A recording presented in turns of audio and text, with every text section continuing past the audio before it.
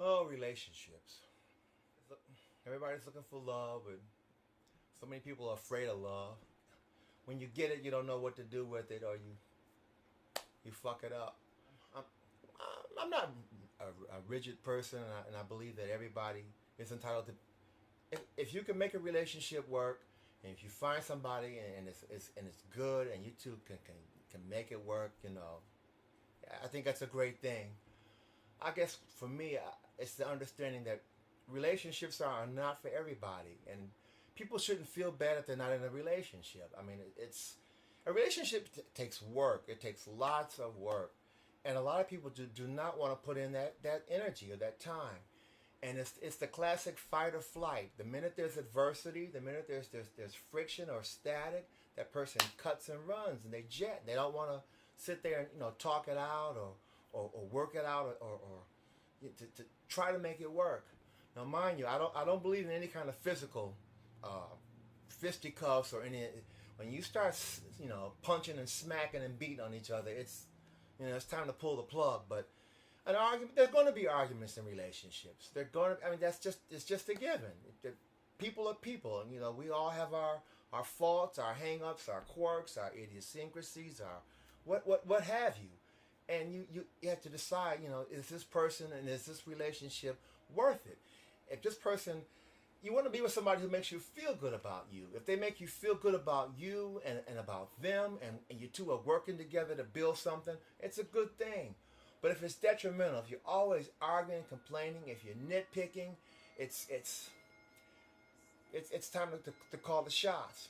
And a lot of folks don't understand that in the beginning of a relationship, everything is euphoric and utopian. People are every little thing that he does, every little thing that she does is so cute and it's so sweet, and I love her and I love him, and then after a while, those same things that you found so endearing and so cute start to get on your fucking nerves, like leaving the cap off the toothpaste, or hair in the sink, or dirty dishes, or leaving your clothes on the floor, or making a mess and not cleaning up behind yourself, or not flushing the toilet after you use the bathroom. Just little things like that. It takes work. It just takes work, and everybody's not cut out for it, and it's cool. People need to accept that. Some people are just not relationship material. It's cool to date or to see somebody, or just every now and then go out, and that's cool. But as far as making it an ongoing thing, that's just not for everybody, and it's okay. But that's just so hard for people to accept because of the mythology that there's someone for everyone. That's bullshit. That's nonsense. No, there is not someone for everyone. Some people are better off alone, and that's cool. If you and topic, marriage, that's another. Oh boy, marriage. Marriage is not for everyone. Some people have no business being married. They get married for all the wrong reasons. They get married because they're getting old and they're afraid of growing old alone. This is your life partner. You need to ask yourself, can I exist? Can I in a loving relationship with this person for the next 60, 70 years?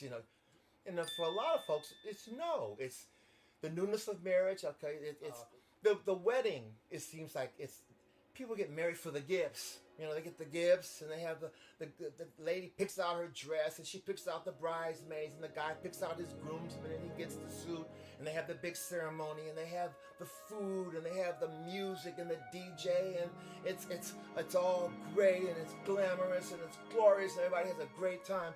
But then that's when the fucking work starts. When everybody goes home, that's when the work starts. That's when you have to, that person you see every day.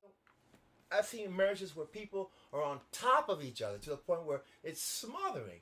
Sure, I love you and you love me, but I need space over here and you need space over there, and that's cool. So then when we come back together, it's a good thing. And absence does make the heart grow fonder. You spend time apart so that when you see each other again, it's a good thing, as opposed to, doesn't she, and I see it.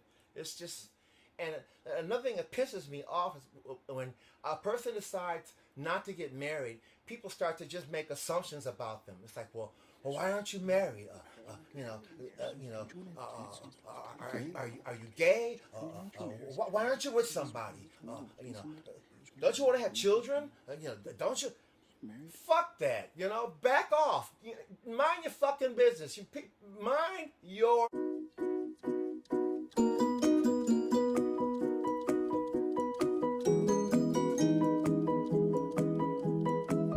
If it works for you, fine. Love it.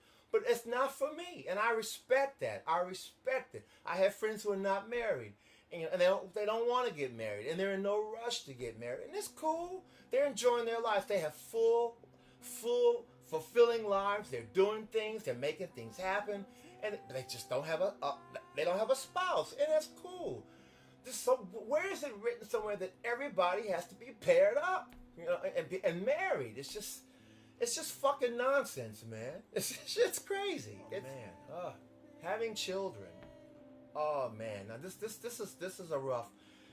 This is one that's gonna, a lot of folks are gonna unfriend me and want to have nothing to do with me.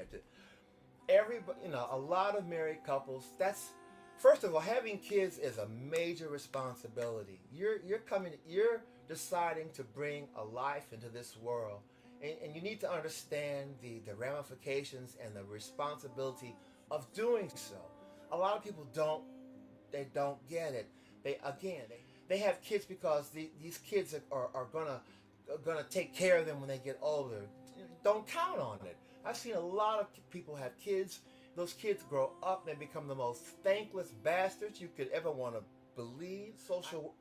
I work in social services.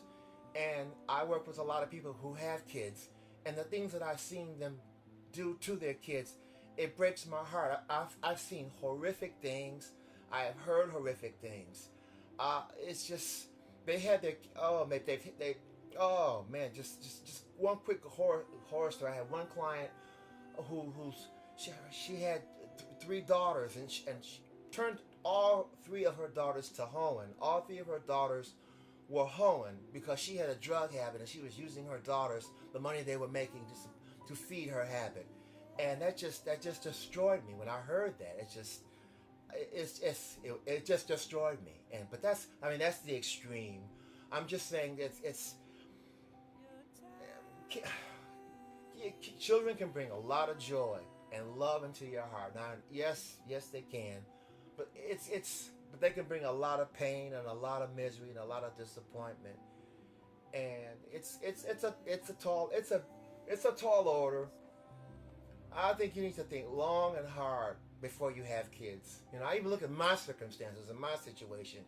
By the grace of God, I'm glad I'm here. But in a real world, in a real circumstance, my parents really, it's like, why did they have kids? Sometimes it's cool. I'm good. You have to laugh. You laugh to keep from crying, and I refuse to cry, cause I'm good. Okay. I know I'm crazy, bro. Oh no, brother, it's all gravy. The cheese has slipped off the cracker. Okay. The cheese has slipped off the cracker and fell to the ground. It's all gravy. Okay, the lights on, nobody's home. And a lot of people do not want to put in that energy, that time. And it's the classic fight or flight. The minute there's adversity, the minute there's friction or static, that person cuts and runs. They jet. They don't want to sit there and talk it out or work it out or to try to make it work. Now, mind you, I don't believe in any kind of